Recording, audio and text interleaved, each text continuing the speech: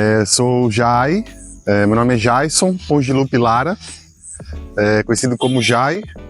Tenho 33 anos, moro aqui na Ilha do Bororé, faço parte da Casa Equativa, sou educador, gestor cultural e também sou gerente de um CCA, que é o Centro da Criança e do Adolescente. Então trabalho aqui no território do Grajaú, sobretudo com criança e adolescente, com atividades culturais, projetos culturais, de educação ambiental também. E sou cria desse espaço aqui da Equativa, sou a criança que ficava fazendo parte desse espaço. Moro há muitos anos desde que cresci aqui, desde que nasci e cresci. E minha família está há muitos anos aqui também, desde o meu avô, da minha avó, meu pai e minha mãe, a minha geração, com a minha irmã e agora a minha filha Isis, que é a quarta geração que está no Bororé. A minha família, por parte de mãe, é de São Paulo, é o nome que eu herdo do Pongilupi, eles são também de imigração italiana, meu bisavô, e aí minha mãe é aqui de São Paulo, né? A família do meu pai é gaúcho, meu pai já não está mais com a gente, e ele é gaúcho de Canoas, né, de Rio Grande do Sul, e veio com os irmãos para cá. Eles se conheceram aqui no Bororé mesmo, mas parte da minha família é de São Paulo mesmo, uma família rural, desde o meu avô com a minha avó, vieram aqui para essa área rural em São Paulo. Meu avô cuidava das hortas, e eles sempre tiveram um armazém, chamava Barboré, criaram 5 filhos, um deles é a minha mãe. Minha mãe se aposentou, trabalhou aqui na UBS, do Alcina aqui no Bororé mesmo durante muitos anos, durante 26 anos, depois se aposentou na UBS do Jardim Eliana. E minhas outras tias, 3, foram professoras, todas deram aula aqui no Adrião Bernardes, que é a escola aqui estadual do bairro. Depois a minha tia Rose ficou durante mais 20 anos como vice-diretora e tem um tio que é comerciante, que aqui no Grajaú ele tem uma loja de ração.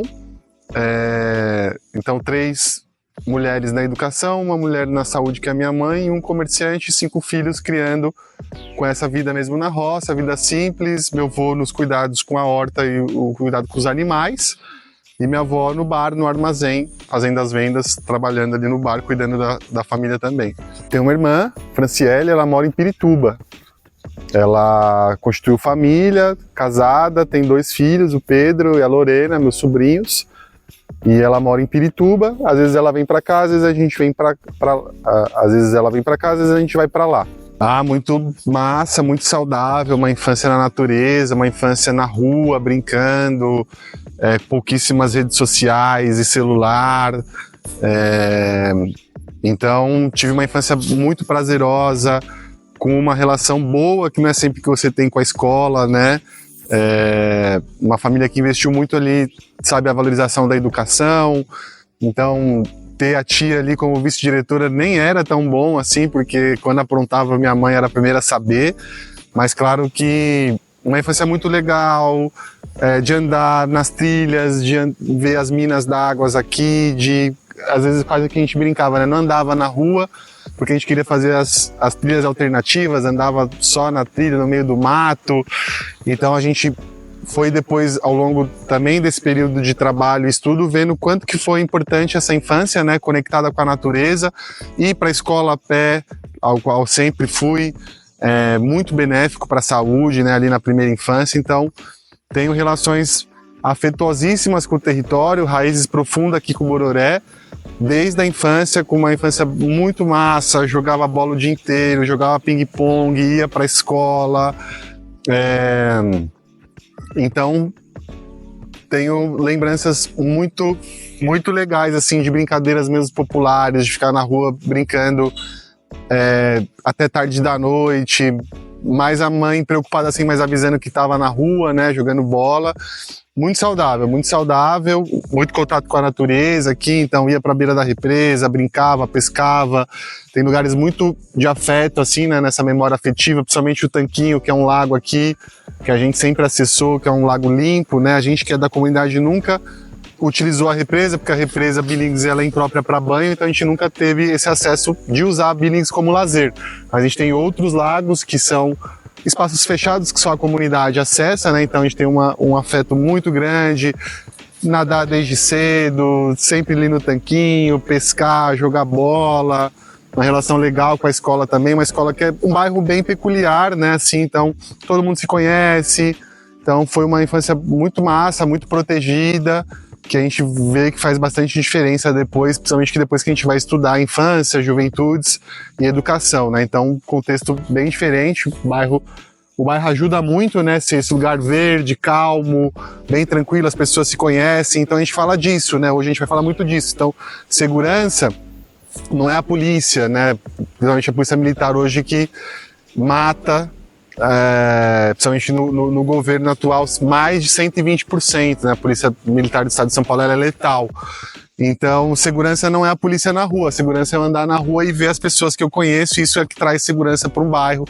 A praça pública está sendo utilizada, a rua está sendo ocupada pelas crianças, pelas famílias, isso é segurança. Então, Bororé, acho que até hoje eu durmo com a casa aberta, não acontece nada, é um bairro bem legal. Moro desde criança aqui, continuo aqui, minha família está aqui, hoje moro com a Gabi, minha companheira, a Isis, e a gente tem todo esse sentido de segurança, de identidade com o território, né? Então, pra gente foi muito legal e a infância, assim, tenho boas memórias, assim, foi muito saudável. A juventude é um período mais conflituoso de você com você mesmo, de você com o mundo, e eu passei por isso também, principalmente na questão de oportunidades, quando você também está despontando ou para uma vaga de emprego, né? A gente fez um bate-papo ontem no CCA, que a gente fez o Cine Direitos Humanos, e saiu muito isso, igualdades sociais, né? E às vezes você morar aqui na periferia, no Grajaú, e aí principalmente na Ilha do Bororé, que é a periferia da periferia, né, que é a periferia do Graja, eu comentei com os adolescentes que estavam em roda de conversa ontem, que eu passei por isso, né, na minha juventude, eu tive que pegar endereços da minha avó, que morava mais na região central, e foi extremamente humilhante. Durante muito tempo eu tinha que colocar no currículo o endereço da minha avó, porque se eles vissem aonde eu morava na Ilha do Bororé e dessem um Google, ia achar que eu ia faltar, e sempre foi muito humilhante no sentido de não poder falar de onde você vinha. Então eu tinha que pegar endereço e comprovar esse endereço, tinha que pedir à minha avó uma conta de comprovação de endereço para mandar para eu poder conseguir os empregos, né? Então a gente comentou isso também com os adolescentes quando a gente fez esse bate-papo com eles. Dentro disso é mais conflituosa a relação, então eu tive que fazer um movimento para ir para fora, estudar também, né? Você não consegue fazer faculdade, universidade aqui no Grajaú porque não tem, então você tem que sair para estudar, trabalhar, às vezes arrumar o primeiro emprego, e depois ali na juventude, entre 18 e 19 anos, que eu fui retomando esse contato com o território através dos coletivos culturais, né? Principalmente o Imargem. Então a gente começou a fazer uns trabalhos, estudei design gráfico, e eu comecei a fazer flyers, publicações, folders para coletivos que estavam aqui no Grajaú. Um deles que me acolheu é o coletivo Imargem. E aí depois a gente teve o movimento de reocupar esse espaço da Equativa, ao qual eu fiz parte enquanto criança atendida, mas eu era criança atendida que vinha fazer as atividades, ia na biblioteca, capoeira, nas atividades de permacultura.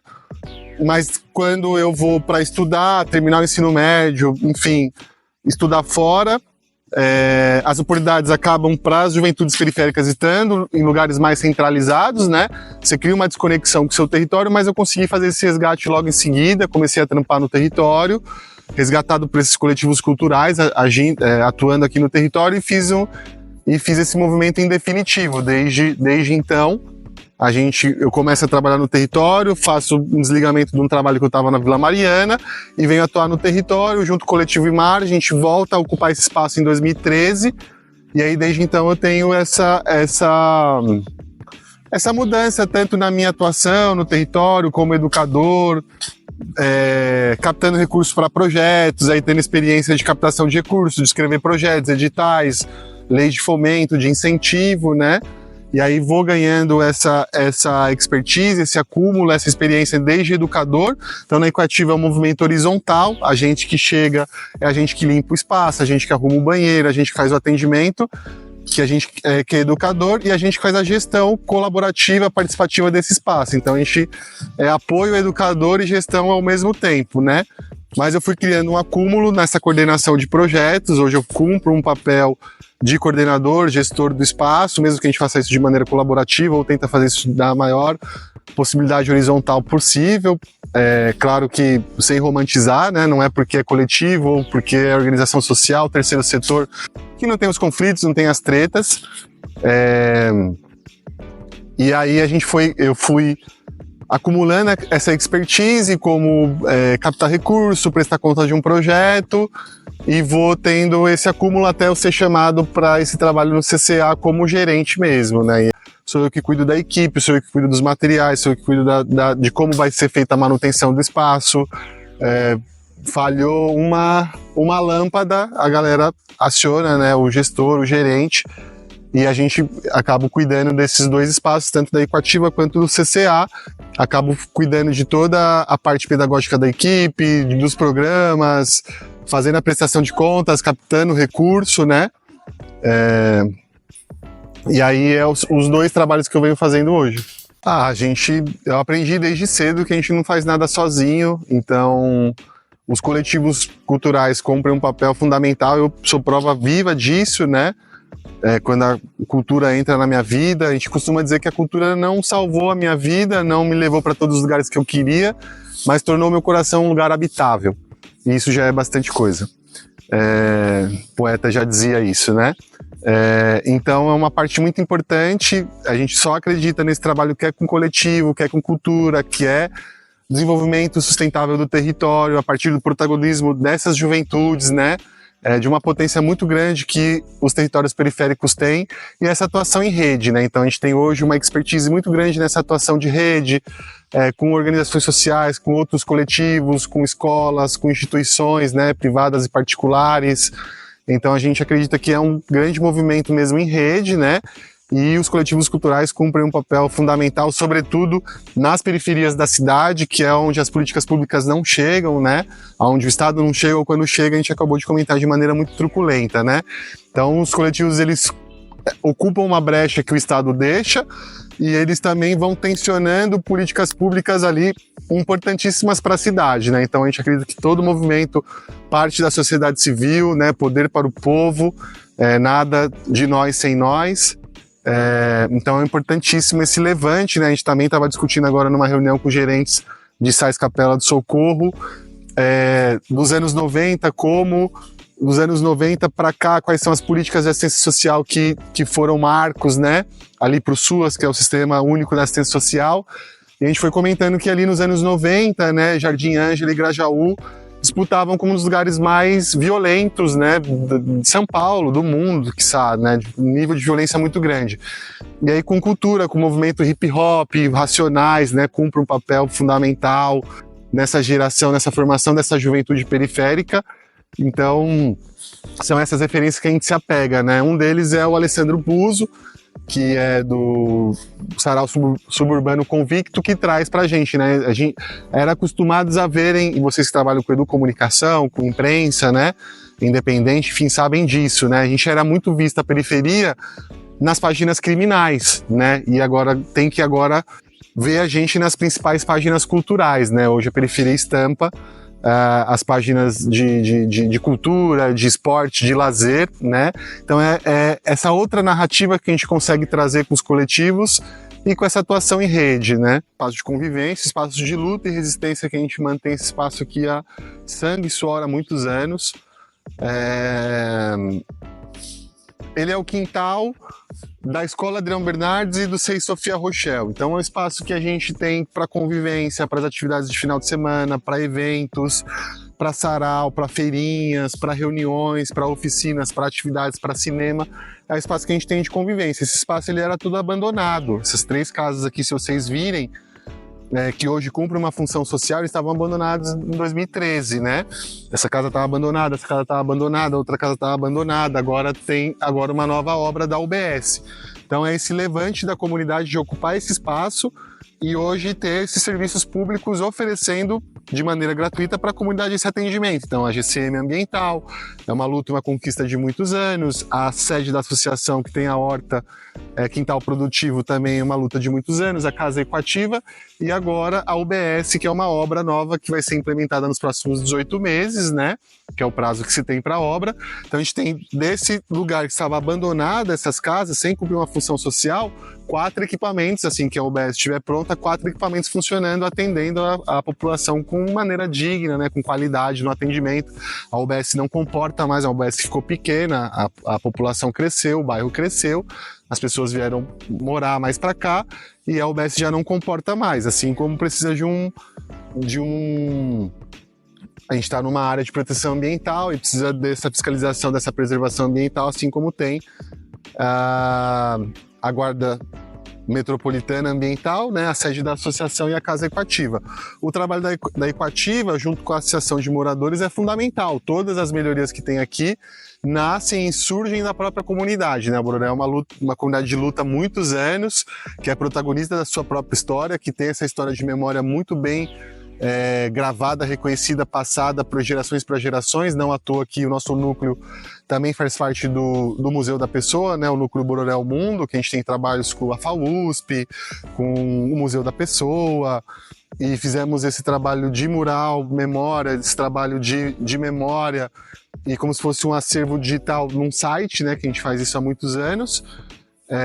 Então uma comunidade de luta há muitos anos que conhece a sua história, conta da sua história, não abre mão da sua história, né? E passa isso, vai passando os bastões. E quando a gente fala de passar bastão, a gente está aqui hoje porque muitas outras lideranças fizeram esse caminho de abrir esses caminhos para a gente, e hoje a gente está passando o bastão, como por exemplo vocês falaram com a Carol, né? É maravilhoso assim ter essa juventude, assim como a Carol, a Ellen, o Felipe, o Natan, a Lela, são juventudes que têm muita potência, que estão desenvolvendo um trabalho muito legal. Então esse é o trabalho da Equativa, né, há muitos anos, na preservação ambiental do território, no desenvolvimento sustentável do território, na geração de renda, compactuando com a floresta de pé, né, colaborando com cadeia produtiva justa, né, com a agroecologia, com a agricultura familiar local, com a alimentação de qualidade, com horta pedagógica, né. Então a gente tem muitos programas e eles são todos construídos com a comunidade. A Equativa é um projeto que é da comunidade, com a comunidade, ele não é para a comunidade, né? Ele é com a comunidade. Então a gente pensa todos esses programas, do Equativa Férias, ao Percurso, ao Casa Aberta, ao Quintal Produtivo, todos esses são projetos que são pensados nesses espaços de fórum com a comunidade, da demanda que a comunidade nos traz, né? A gente costura isso com a comunidade e nunca pensa só da nossa cabeça e implementa um programa aqui, né? Então todas as atividades que a gente faz no espaço é junto com a comunidade. Então a gente fica feliz, né, com esse acesso, com esse retorno, de estar no Adriano Bernardes, estar no Sem Sofia Rechel, ao mesmo tempo também conseguir absorver tantas outras escolas da cidade de São Paulo com os roteiros, né?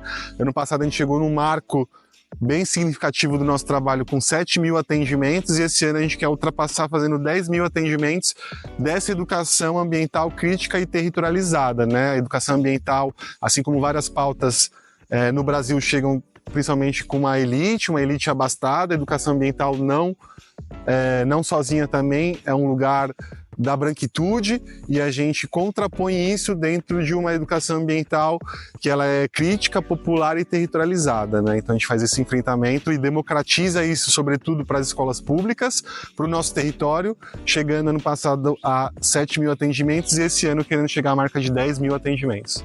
Quando o assunto é justiça climática, a periferia é o centro, né? É ela que mais vem desenvolvendo tecnologias para mitigar os impactos das mudanças climáticas, da crise climática, e é uma injustiça enorme, porque ela está nos dois polos, né? Ela é a que mais sofre com as crises climáticas, é a primeira a sofrer os impactos por conta da desigualdade social, por conta do racismo ambiental, que assola essas quebradas, mas é a que mais vai pensando em tecnologias democráticas para socializar e para mitigar, para mudar essa realidade. Então a periferia, ela é a ponta de lança dessa discussão, são os grupos que estão mais engajados, mais organizados, criando condição de mitigar, de transformar, de estar nas escolas através da cultura, do acesso, da literatura. Então a gente tem um mapeamento gigante. Se a gente for falar no território do Grajaú e Parelheiros, grupos e coletivos que são referências para a gente, né? A gente tem muita gente fazendo muita gente arregaçando as mangas, sobretudo nas periferias e nas bordas, que é o que a gente acredita com a cura da cidade de São Paulo, que é uma ideia ali que vem do legado de Milton Santos, né, que é um geógrafo, a gente poder pensar e ressignificar a periferia. A periferia não é mais a coisa da escassez, do ponto de vista que a gente vai olhar e pensar a periferia do lugar que falta. A gente precisa ressignificar isso, a periferia como um lugar da potência, criadora de tecnologia, e a periferia geográfica, se a gente for ver, a periferia, ela é transição. Então, o que é periferia? Ela sempre é transição. Do ponto de vista geográfico, é a transição da cidade, da zona urbana, para a zona rural, para o campo. Aí vai estar ali a zona de transição de periferia. Um outro exemplo que a gente tem de periferia é a tarde e a manhã, porque ela é transição. A tarde, ela é a transição do dia para a noite. A periferia sempre vai estar num lugar de transição. A tarde é um horário periférico, que é a transição do dia para a noite. Amanhã é um horário periférico, que é a transição da noite para o dia. Aonde os passarinhos cantam mais? Eles cantam nos horários periféricos, né? E aí, periferia, a gente tem que ressignificar essa palavra. E periferia do ponto de vista geográfico em São Paulo, se você for ver cartograficamente, ele é uma mancha cinza. E o machucado, se a gente observar com a natureza, ao aprender com a natureza, a cicatrização de um machucado ele só dá pelas bordas. O machucado ele nunca vai cicatrizar pelo centro da cidade. É por isso que a gente acredita que São Paulo hoje é uma cidade doente, que cartograficamente é uma mancha cinza, é um machucado, e esse machucado só vai curar pelas periferias, pelas bordas da cidade. Enorme, porque ele vem ali com o legado do Betinho, né, sociólogo importante ali do movimento da década de 90, e a gente ganha esse prêmio principalmente pelo trabalho que a gente faz de democratização desse alimento nas periferias da cidade, né? Então a gente tem trabalhos voltados para esse fortalecimento da agricultura familiar local. Então a gente tem a cozinha comunitária, as refeições que são servidas aqui são de bases agroecológicas, a gente faz o roteiro que é o rolê agroecológico, que é a visita na horta, da onde vem esse alimento. A horta no SEI Sofia Rochelle, que é o SEI aqui do Bororé, é uma sala ao ar livre para as crianças saberem se alimentar melhor, poderem se alimentar melhor. Então a gente vem, nesse período que a gente ganhou o prêmio, enfrentando esse tema que a gente chama dos desertos alimentares, né? Então, Grajaú e Parelheiros é o lugar do cinturão verde na cidade, é onde está concentrado os agricultores familiares locais. É uma bandeira da casa a gente poder falar que a agricultura familiar local é ela que coloca a comida na nossa mesa. 80% do que a gente come no nosso prato todos os dias é do pequeno produtor, da pequena produtora, não é do agronegócio. O agronegócio faz combustível e ração para gado, não produz comida. Quem produz comida é o pequeno produtor, né? E aqui a gente está envolto do cinturão verde da cidade de São Paulo, dentro da APA. Ou seja, o trabalho que eles fazem, além da agricultura familiar local, além de produzir comida de verdade, é de garantir os recursos naturais, né? Os bens naturais. A gente não chama mais recurso natural, a gente chama de bens naturais, que é manter a água, né? Planta água, a água se planta, a água se produz. A gente tem uma grande patrona, né, da agroecologia, que é a Ana Primavera, que já trazia isso pra gente. Então é manter essa área de manancial, produzir comida de verdade na nossa mesa. Então é uma grande bandeira, a agricultura familiar local e a agroecologia na Casa Equativa, democratizar o acesso a essa alimentação, para essa quebrada que também precisa se alimentar. Esses projetos como o Horta Pedagógica aqui é uma revolução na escola, das crianças que começam a participar do projeto. Você entra numa sala com 30 crianças, 2 comem salada. Você inverte esse número. Você passa, depois do processo pedagógico da horta, 28 crianças, quase as 30 crianças passam a comer a salada, porque ela preparou o solo. Ela que participou de todo o processo, ela preparou o solo, ela cuidou, ela regou, ela colheu. Na hora que ela colheu, ela está muito curiosa em querer saber disso, então ela passa a fazer essa alimentação. Isso é a horta como uma sala ao ar livre, dentro desse recorte do trabalho de alimentação, que é educação alimentar. Então ela vai entender todo o caminho do alimento, né, a cadeia produtiva do alimento, até a compostagem, etc. e tal, mas a horta também vai trazer subjetividades para as crianças, principalmente na primeira infância, que a natureza ela é biodiversa. O que isso significa?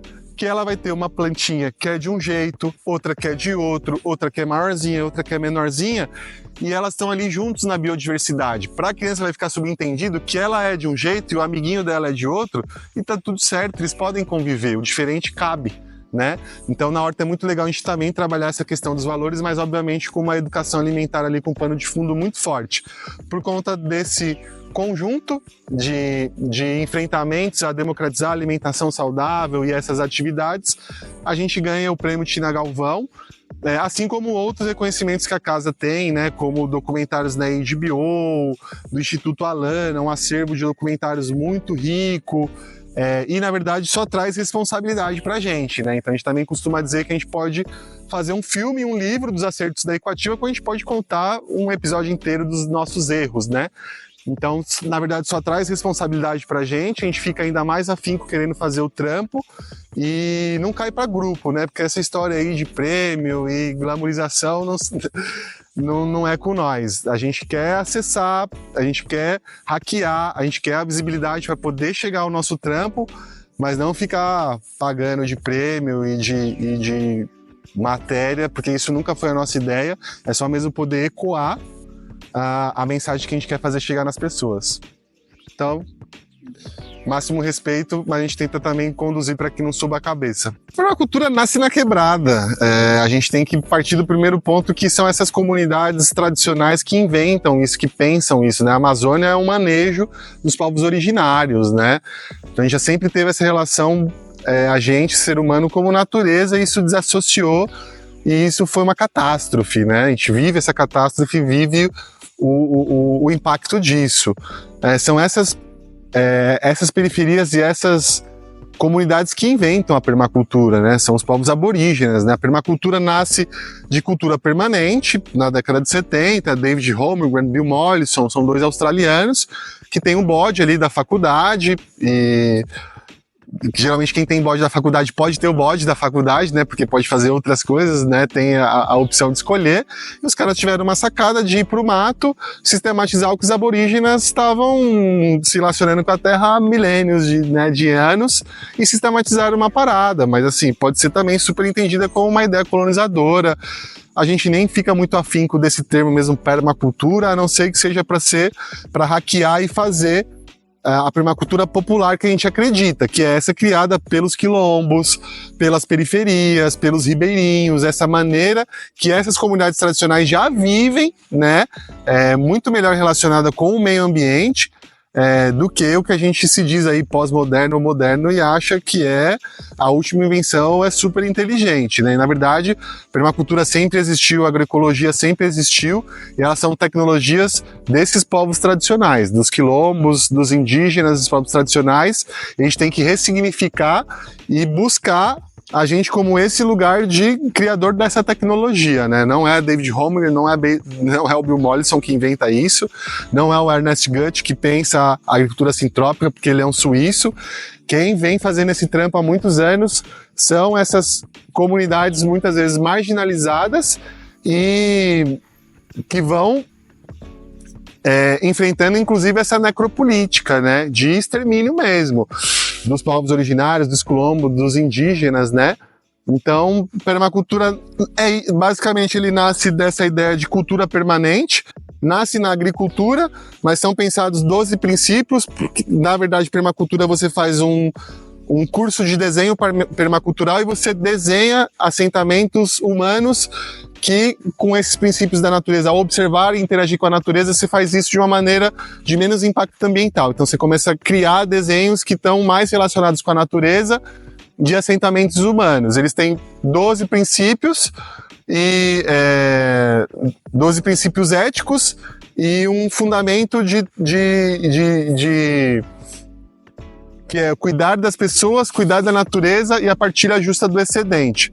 Mas é isso, a gente também vai de contraponto da permacultura, quando a permacultura ela começa a ser mercantilizada, um curso de permacultura custa R$3.000. Então você está falando de permacultura para quem? Quem tem R$3.000 para fazer um curso? Quem vai se tornar um permacultor? Né?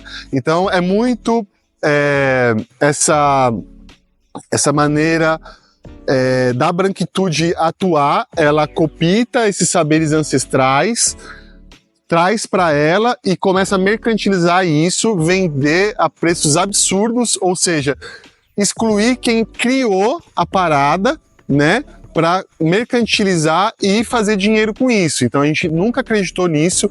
Todos os cursos de permacultura que a gente chama aqui é curso de desenho permacultural, não é a sigla em inglês de PDC, que é Permaculture Design Course.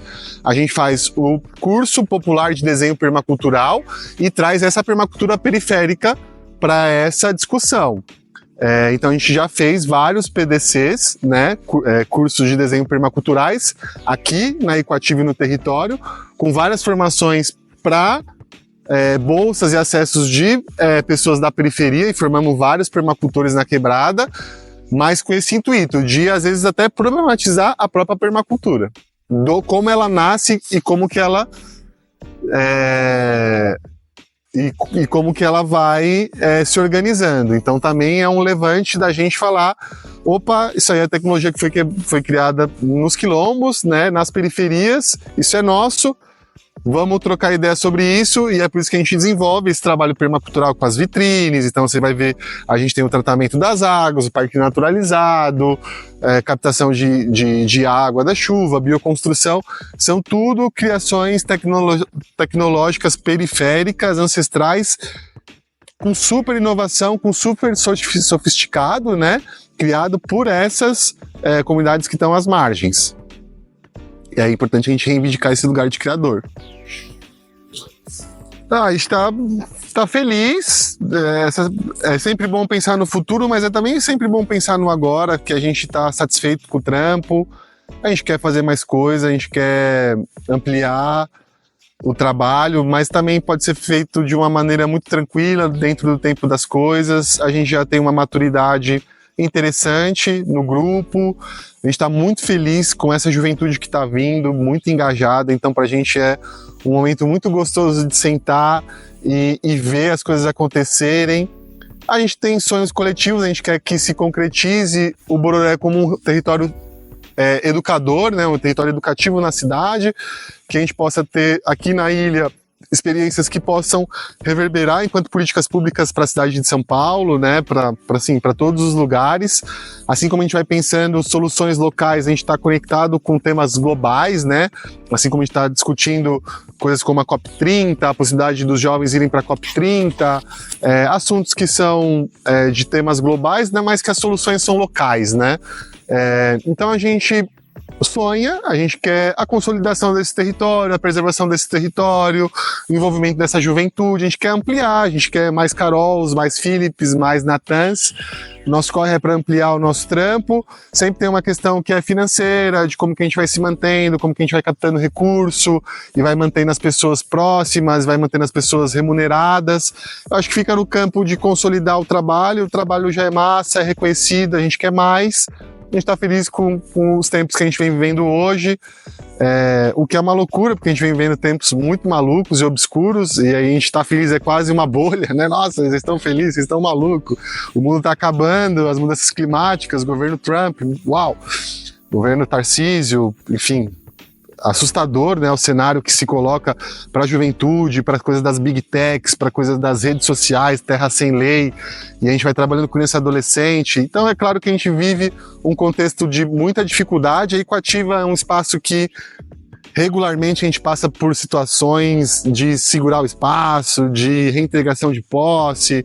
É um espaço muito vitrine que muita gente curte, mas muita gente também não quer ver para frente acontecer, né? Quer que as coisas não aconteçam, não quer que o coletivo vá para frente. Isso acontece em qualquer quebrada, de qualquer jeito, né? São duas forças que vão brigando ali, né? O individualismo, o coletivo.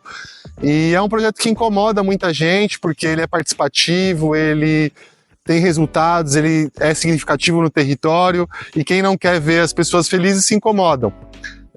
Então ter essa juventude engajada, fazendo coisas muito legais, é nesse sentido que a gente quer, a consolidação desse território, desse espaço. A gente brigou muito para hoje estar regularizado, então que ele fica por mais tantos anos, se já tem 20 anos de projeto, que fique por mais 20, formando essa geração. A gente quer que se consolide, todo mundo consiga entender a potência do território da ilha e do Grajaú, para vir aqui, para respeitar o nosso território, para a gente desenvolver ele de maneira sustentável e ter essa juventude, essa geração sendo formada, que esse trabalho continue. Não é a gente que inventou esse trabalho da Equativa, não somos inventores da roda, a gente só seguiu um trabalho de uma comunidade que existe de luta há muito tempo, a gente quer passar ele, a gente acha que a gente está fazendo uma gestão interessante, bonita, um trabalho massa que ele vai seguir, principalmente com essas novas juventudes. Então a gente sonha de consolidar o projeto, ter mais pessoas participando e ter mais capilaridade, mais incidência aqui no território do Grajaú. Eu acho que a gente, de alguma maneira, a gente tem que estar ligado no que está acontecendo, né? Sérgio Vaz traz pra gente, né? Vida louca quem estuda. Então a gente tem que estar ligado, a gente precisa estar sabendo do que está acontecendo, quais são os debates, né? Se apropriar mesmo. Então eu acho que esse é o movimento para essas juventudes, né? Eles são extremamente capazes, extremamente criativos. Você vê essa molecada agora, essa garotada, o quanto que eles são criativos, desenrolados, né? E tudo mais. Então é uma galera que tem que ter oportunidade, né? Tá com fome, né? Tá com sede ali de oportunidade. Então é por isso que a gente precisa dessas políticas públicas que vão atender essas juventudes, né? Então, assim, o que a gente precisa é de oportunidade, a garotada ali das quebradas estão só esperando isso para agarrar, para pegar como se fosse a vida deles, né? Seja no esporte, jogar um futebol, uma câmera na mão, a literatura, um samba, a capoeira. A juventude, ela é potente, essa geração que vem é extremamente potente, capaz e precisa de oportunidade. Essa garotada tá vindo sedenta, assim, com muita sede, com muita fome, muita capacidade. O que a gente precisa é responder à altura para eles, né? Então, oportunidade de trampo, oportunidade de curso, aonde está a faculdade na quebrada, né? Por que a gente tem que atravessar quilômetros e quilômetros para estudar? Isso é um problema muito grande, né? A necropolítica, a polícia truculenta que vai matar o jovem da periferia, né? A gente já citei, e eu acho que esse dado é alarmante. A polícia do governo do estado, na última pesquisa, aumentou a letalidade dela em 120%, ela está matando a juventude da quebrada. Ao mesmo tempo que é muito difícil da gente falar de sonho para essa molecada, né? Então, realmente é desafiador. A gente tem um contexto na quebrada que abre uma adega por semana, uma adega por dia, uma tabacaria por dia, mas cadê as bibliotecas? Aonde tem a inauguração de uma biblioteca? Aonde tem a inauguração de um centro cultural? Quando que você recebe uma inauguração para um museu? Vai abrir um museu na quebrada. Quantas adegas você vê abrir por semana na quebrada? Quantas tabacarias inauguram? Então, assim, o que a gente está dizendo para essa juventude? As escolas sucateadas, os professores desvalorizados. A juventude não acredita mais nessa história que para ser alguém na vida tem que estudar. Talvez a minha geração, tenha acreditado nisso. Essa molecada não acredita mais. Então a gente está num contexto muito desafiador para criança e adolescente, né, na questão das redes sociais, na questão da exposição, sobretudo para as meninas, né, meninas em toda a sua diversidade, que a gente tem uma sociedade patriarcal, machista, misógina, né, que vai violentar essas mulheres, né. Então é um contexto muito treta para essas juventudes, mas em contraponto a gente tenta seguir nessa resistência, com os coletivos culturais, com esses espaços protetivos para criança e adolescente, apostando na cultura, na educação, que é esse caminho que transforma. Hoje está muito difícil, hoje a gente vive um cenário muito treta, que às vezes a gente acredita ou que está enxugando gelo, e que às vezes a gente fica muito cabisbaixo com o tamanho do desafio que tá ligado? Mas a gente tenta encontrar força, seguir, resistir, e os frutos do trabalho aparecem, né? Quando a gente tem uma juventude dessa muito engajada, muito firmeza, a gente fica bem feliz, sabe que esse é o caminho. Talvez vai ter ali uma dorzinha no coração que é enxugar gelo, como que a gente poderia ter mais desses jovens aqui no território, mas é não parar, não desistir e fazer o que a gente consegue fazer. A gente também tem a nossa limitação, as nossas fragilidades, né? E acho que é importante a gente fazer o que a gente consegue fazer até onde a gente consegue fazer. Mas para a juventude é um cenário bem treta. A gente vem estando hoje bem preocupado, mas só reforça a necessidade e a importância desses espaços como a Casa Equativa ou como outras tantas coletividades no Grajaú e Parelheiros, da importância desse trabalho da gente seguir em frente. É difícil, às vezes a gente dá uma murchada, mas aí encontra os parceiros, encontra pessoas em comum, reoxigena aí a luta e segue em frente. A gente vai tentar manter, vai tentar seguir com esse trabalho, com esse legado, assim como muita gente fez para que a gente estivesse aqui, a gente vai querer seguir com esse trampo para que outras juventudes possam ter essa oportunidade também.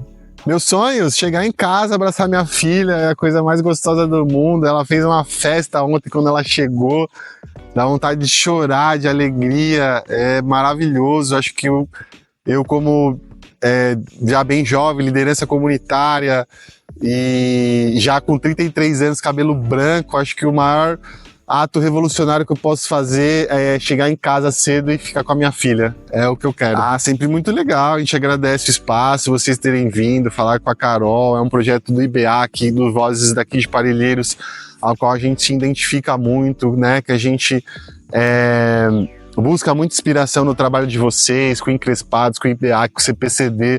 É um outro núcleo de 300 mil projetos, né? É difícil até de falar tantos projetos que vocês tocam, mas é um carinho muito grande que a gente tem pelo trabalho de vocês, uma alegria poder falar, mais um material que a gente vai ter com muito cuidado e vai usar pedagogicamente para as escolas, para o nosso território, né? Compartilhar com os professores, né? E até trazendo o Nego Bispo, né? A gente vem falando muito do legado do Nego Bispo, que é a confluência dos rios, né? O rio não deixa de ser outro rio quando ele encontra outro rio, ele passa a ser você e você mesmo, né? Então aqui é um encontro de rios, que a gente é a gente e um pouquinho de vocês, a gente confluencia junto, a gente é nosso rio e o rio de vocês.